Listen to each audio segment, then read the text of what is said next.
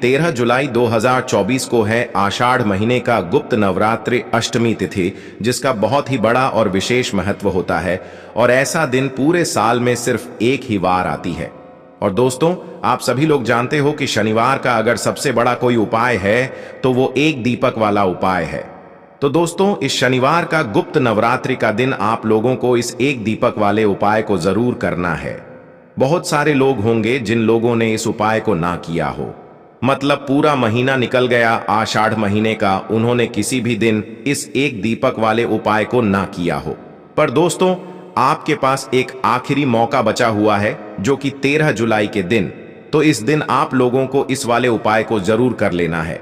भले ही आपने पूरे महीने भर इस उपाय को ना किया हो, पर अगर आपने इस आषाढ़ महीने के शनिवार के दिन अगर इस वाले उपाय को कर लिया, तो आपको इस उपाय को करने का वो फल मिलेगा जिसकी आपने कभी कल्पना भी नहीं करी होगी।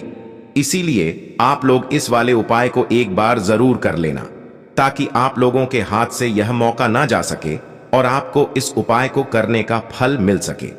दोस्तों, यह उपाय पंडित जी ने अपनी अभी की ही शिव महापुराण की कथा में बताया है, जिस उपाय को आज हम आपको बहुत अच्छे से समझाने वाले हैं। इस वीडियो को देखने के बाद इस उपाय को समझने के लिए आपको कोई और वीडियो को देखने की जरूरत नहीं पड़ेगी। तो चलिए दोस्तों, उपाय को शुरू करते हैं।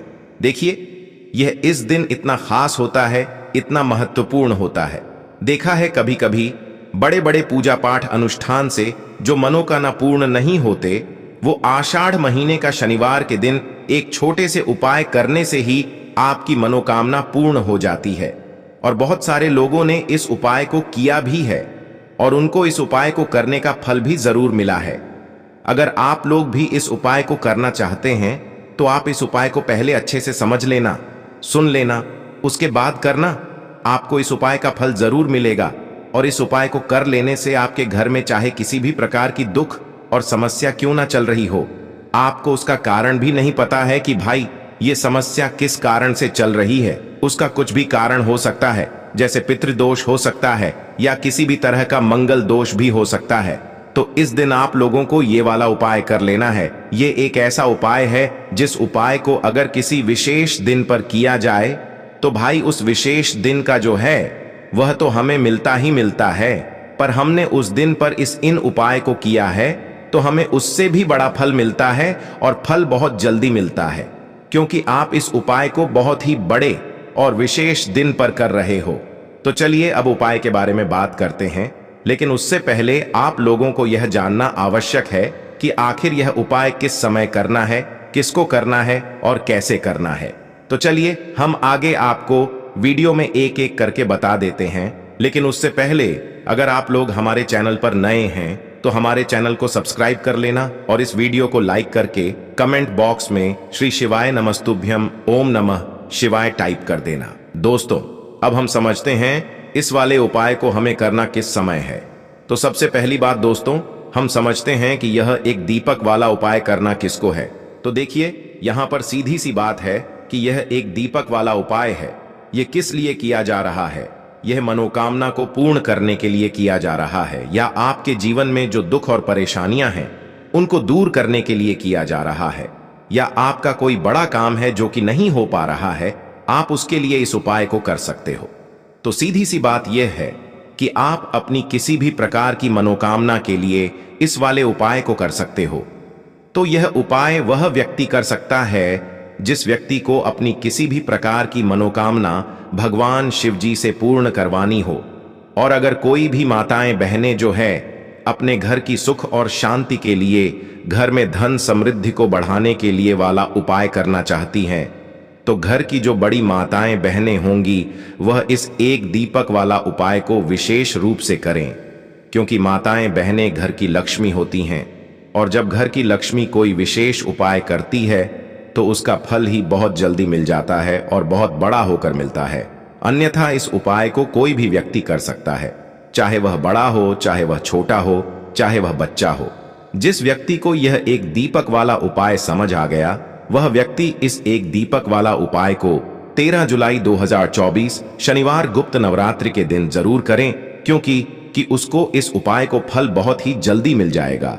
क्योंकि शनिवार गुप्त नवरात्रि के दिन भगवान शिव जी बहुत आसानी से प्रसन्न हो जाते हैं। तो आइए अब हम समझते हैं कि इस एक दीपक वाला उपाय को आपको करना कैसे है। प्रदोष काल का रहेगा। अब भाई, प्रदोष काल का समय भी एक बहुत ही लोगों के मन में प्रश्न बन जाता है कि भाई ये समय होता कब है, कितने बजे से लेकर कितने बजे ये समय होता है, ताकि हमें उपाय के लिए जो है करने का समय पता लग जाए। तो हम आपको बता दें, प्रदोष काल का जो एक समय होता है, शाम का समय, वह होता है शाम के 6 बजे से लेकर शाम के 7 बजे के बीच का। इस समय के बीच में आप उपाय को करेंगे तो आपको उस उपाय का जरूर फल मिलेगा। तो शाम के 6 बजे से लेकर शाम के 7 बजे के बीच में आप लोग इस एक दीपक वाला उपाय को कर सकते हो। तो भैया, बहुत सारे लोग यहाँ पर यह प्रश्न भी जरूर करेंगे कि भाई हम तो नौकरी पर जाते हैं, हम अपनी ड्यूटी पर जा आते हैं और आने में हमें देर हो जाती है, तो उस जगह पर हमें क्या करना चाहिए। तो देखिए, उन लोगों को भी टेंशन लेने की जरूरत नहीं है। अगर आप लोग इस उपाय को शाम के समय प्रदोष काल में कर रहे हैं और अगर आप आने में देरी भी हो जाती है, आपको आने में 7 बजे तक आप नहीं पहुंच पाते हो, तो भाई आप 7 या रात 8 बजे तक भी अगर उपाय को करोगे तो भी चल जाएगा। और अगर इससे भी थोड़ा देर हो जाती तो भी आप उपाय को कर सकते हो, क्योंकि 13 जुलाई 2024 शनिवार गुप्त नवरात्रि अष्टमी तिथि का दिन है। यह दिन बहुत ही कम आता है पूरे साल भर में, इसलिए जब आपको मौका मिल जाए, जब आप इस उपाय को जरूर कर लेना। कोई भी उपाय हो, आप कभी भी कर सकते हो शनिवार गुप्त नवरात्रि के दिन। बस कोशिश करना कि समय के थोड़ा मतलब अंतर्गत ही कर लो, पर किसी कारणवश अगर ना कर पाओ तो फिर आप थोड़ा देरी से भी कर सकते हो, आपको उपाय का फल जरूर मिलेगा। इस दिन बहुत ही प्रसन्न मुद्रा में होती हैं और अपने भक्तों की मनोकामना को पूरा करती हैं। और गुप्त नवरात्रि भी चल रहे हैं, और विशेषकर शनिवार गुप्त नवरात्रि भी अगर आ जाए तो यह सोने पर सुहागा होता है। और बिल्कुल से आपको इस दिन यह उपाय जरूर करना है, एक दीपक वाला उपाय जरूर करना। जितनी भी गरीबी और निर्धनता है उसे आप दूर कर पाएंगे और रातों रात आप अपने जीवन में धन को प्राप्त कर लेंगे। तो चलिए बात कर लेते हैं। तो सबसे पहले आपको क्या करना है, उपाय कैसे करना है, यह आप नोट कर लें। तो देखिए, आपको यहां पर इलायची लेनी है। तो कितनी हरी इलायची लेंगे आप? 6 हरी इलायची लेनी है। अब 6 जो अंक होता है यह माता लक्ष्मी को बहुत ही प्रिय होता है। तो 6 हरी इलायची बिल्कुल भी खंडित नहीं होनी चाहिए, टूटी नहीं होनी चाहिए। साथ ही साथ आपको क्या करना है कि यहां पर 6 लौंग लेनी है। 6 लौंग में से भी एक लौंग खंडित ना हो, टूटी हुई ना हो। 6 लौंग, 6 हरी इलायची आपको लेनी है और अपने घर के मंदिर में एक दीपक के अंदर आप इन दोनों चीजों को रख दें और अपने घर के मंदिर में आपको रखनी है। माता लक्ष्मी की मूर्ति या फिर प्रतिमा के सामने किस समय यह रखना है? सुबह को कर सकते हैं, शाम को भी कर सकते हैं, लेकिन अगर आप शाम को करते हैं तो यह बहुत उत्तम है। पहले आप क्या करेंगे, 6 हरी इलायची, 6 लंग माता लक्ष्मी के आगे रख देंगे। इसके बाद एक देसी घी का दीपक आपको जलाना है माता लक्ष्मी के आगे। अब देसी घी का दीपक जो आप जलाएंगे उसमें आपको रुई की बात नहीं लेनी है। जो मौली धागा आता है, एक मौली धागा आता है, चिकना वाला है ना रेशमी, वो आपको नहीं लेना है। सूती वाला जो मौली धागा होता है वह आप लेंगे, उससे बाती बनाएंगे और उसी बाती का दीपक आपको जलाना है माता लक्ष्मी के आगे, क्योंकि उसका रंग हल्का सा लाल होना चाहिए।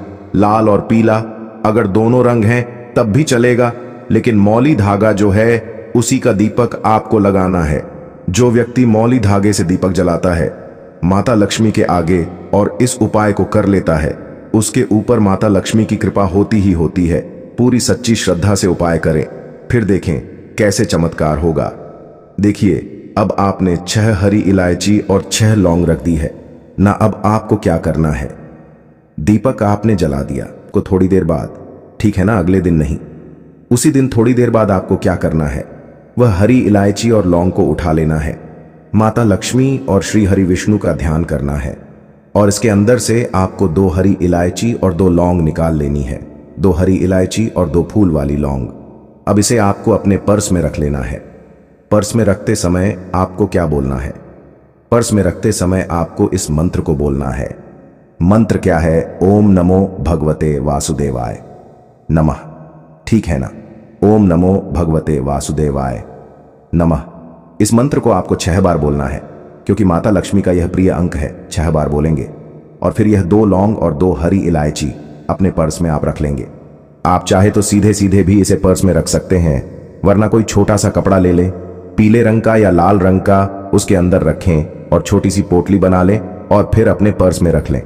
देखिए, जैसे ही आप अपने पर्स में यह हरी इलायची और लौंग रखते हैं ना, क्योंकि हरी इलायची मां लक्ष्मी से जुड़ी हुई है, मां लक्ष्मी को बहुत प्रिय है, उनको बहुत पसंद है। दूसरी चीज कि हरी इलायची आपके शुक्र को मजबूत कर देती है, आपके पास पैसे को लेकर आती है, धन को बढ़ाने का काम करती है।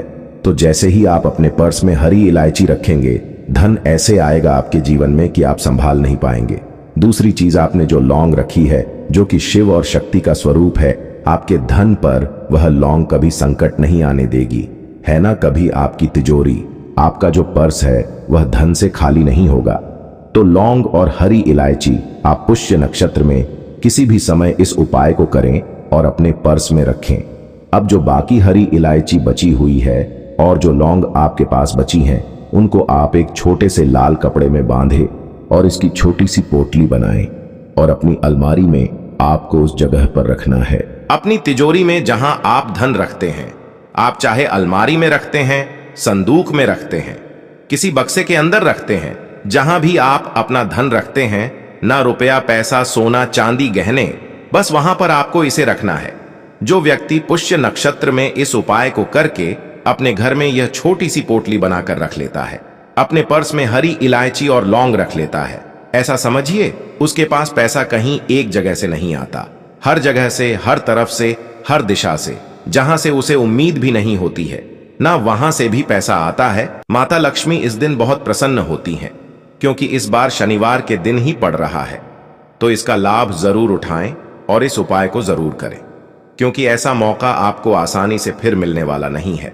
तो चलिए अब बात कर लेते हैं अपने छोटे और बहुत ही उत्तम उपाय की, जो कि हमारा दूसरा उपाय है।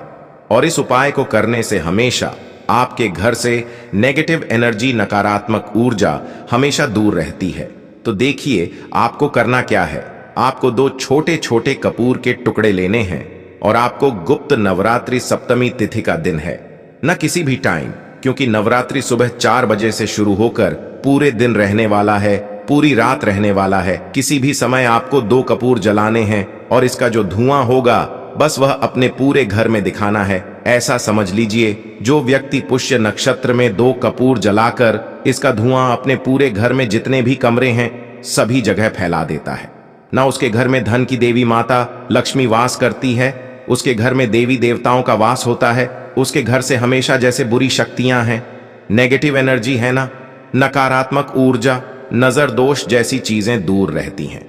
क्योंकि कपूर इतना ज्यादा चमत्कारी और शक्तिशाली होता है कि आपके घर से कितनी भी बड़ी नजर दोष हो, बुरी शक्ति हो, उन्हें दूर कर देता है।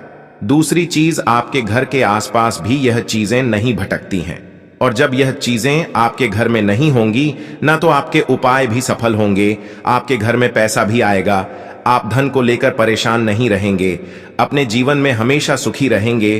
तो अपने घर में 2 कपूर जरूर जलाएं और इसका धुआं अपने पूरे घर में जरूर फैलाएं।